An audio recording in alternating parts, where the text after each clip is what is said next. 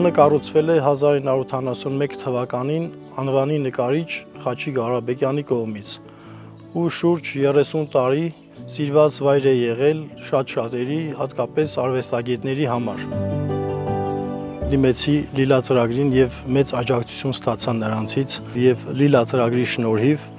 հյուրատունը շատ լավ գործում է եւ Խաչիկ Ղարաբեկյանի գործը շարունակվում է։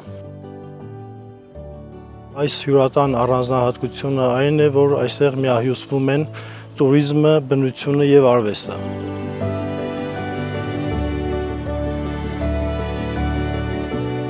Հյուրատան առաջին հարկում գործում է ցուցահանդես վաճառք, արվեստանոց, որտեղ վաճառվում են արվեստի գործեր, նկարներ, շատ նկարիչներ են գալիս այստեղ ստեղծագործելու եւ հյուրատունը դարձել է արվեստագետների հանդիպման վայր։ Ու մեծ ցանկություն ունեմ գյուղից արտագաղթածներին, երիտասարդ ընտանիքներին հետ բերեմ Ահնիձոր ու միասին շենացնենք գյուղը։